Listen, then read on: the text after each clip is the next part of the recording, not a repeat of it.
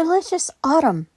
My soul is wedded to it, and if I were a bird, I would fly about the earth seeking the successive autumns. This is my favorite poem by George Elliot. She is my favorite author of poems. And today we are just going to enjoy autumn by enjoying making some cozy snacks, a cozy hot drink, and I'm going to sit down and watch a lovely show for Autumn Gilmore Girls. Today we're going to start off by making acorns with donut holes. I got this recipe from Pinterest from someone. I'll put the link down in the description, but I do not have any donut holes, and my little tiny town did not have any. So I'm improvising here. I'm not sure exactly how they're going to turn out. So I cut like donut rings into little tiny round shape as I possibly could. We'll see how this goes. But the objective is to dip them into chocolate and then pour little chocolate sprinkles on them. Now she added a pretzel stick on the top to make it look like part of the acorn. I'm probably just going to add a chocolate chip because I'm not really a pretzel fan.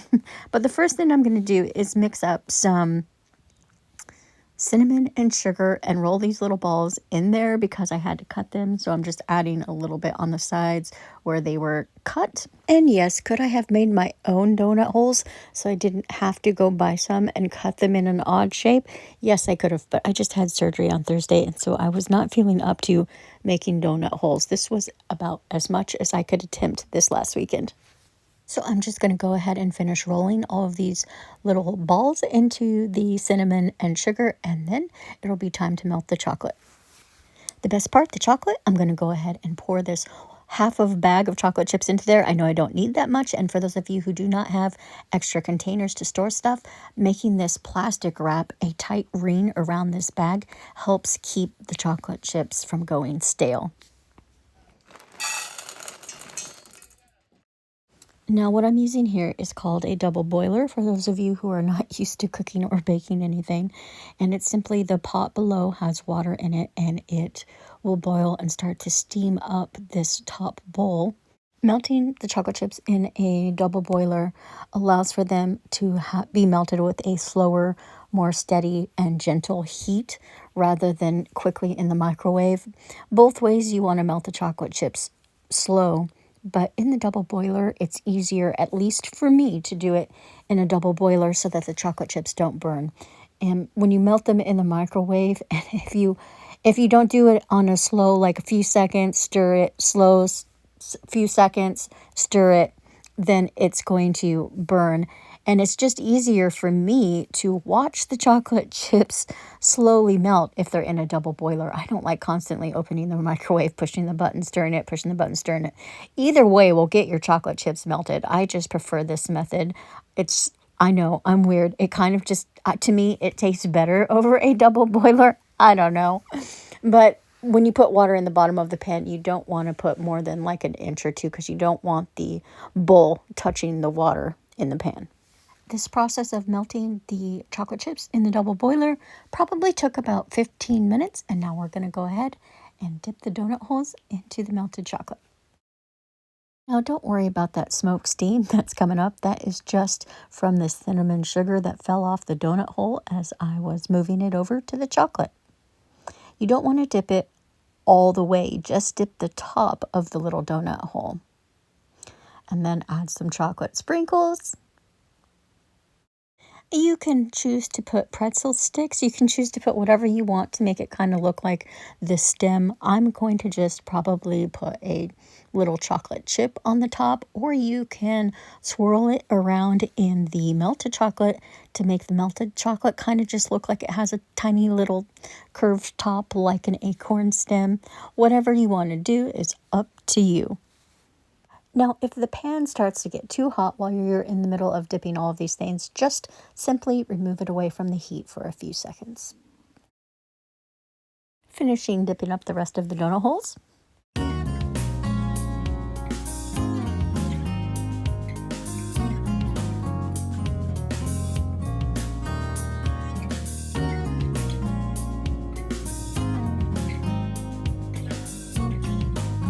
Well, they're all done, and it does kind of make a mess. Now, some of them have chocolate sprinkles and some of them don't. I just swirled it to kind of make it look like it's got the acorn top because I ran out of chocolate sprinkles. So, but they're still going to taste good. Doesn't matter. And next, we are going to make our hot drink. And I'm excited about this one. This one's got white chocolate, pumpkin pie spice, a little vanilla extract, some milk and cream. It's going to be yummy. So I'm first going to just chop up all of the white chocolate. You saw what I'm using. I'm using a Lindt white chocolate bar. I've got 2 of them. I'm not sure how much I'm going to put in here. The recipe calls for 1 cup. I will also link this recipe as well. I also got this one from Pinterest. But I'm going to cut the white chocolate bars up smaller so it melts a little quicker and is a little bit easier to melt. And I'm going to do the same thing as before, except this time I'm going to put in the milk and the cream first before I put in the white chocolate. And somehow I missed getting video of me putting in the white chocolate, but trust me, it's in there. As a matter of fact, I put in a little bit more white chocolate than the recipe called for. The recipe called for 1 cup of white chocolate, and I put in about 1.5 cups. And to be honest, I probably would have gone ahead and done just 2 cups of white chocolate because to me, I love my chocolate drinks really thick. This process of melting the chocolate with the cream and the milk did take quite a bit longer than melting regular chocolate, but you definitely want to stand at the stove and stir it while you are heating it up and while it's melting, because otherwise the milk and the cream will burn and get scorched, let alone the chocolate. Adding some pumpkin, which the recipe called for 1 tablespoon. I actually added a little bit more later, probably close to 2 tablespoons because I wanted that extra flavor. And then some pumpkin pie spice. And the recipe called for vanilla extract too, but I decided to opt against it because I'm not a big fan of vanilla. Some stirring, and more stirring, and then I added some extra white chocolate in. And this is towards the end. It is definitely starting to thicken up, and I thought I got a video of me pouring it into my glass, but I guess I didn't. Sorry about that. But here's the finished project as the cinnamon stick slides back down into the cup. And these little donut holes that somewhat resemble acorns. The original recipe, she made them look much better than I did, but I didn't want to use pretzels and I didn't have the right donut holes. But overall, I think it looks pretty cute. Now it's time to sit back and relax and watch one of my favorite episodes of Gilmore Girls. It always makes me laugh. This is so good, guys. I highly recommend this hot drink recipe. It does taste much better than the donut holes, and it is sweet enough you really don't need any other treats with it. Yum. To be honest, I would choose this drink over those donuts. And as always, thanks for watching, and until next time, feed the pollinators for me. If you need, I will follow.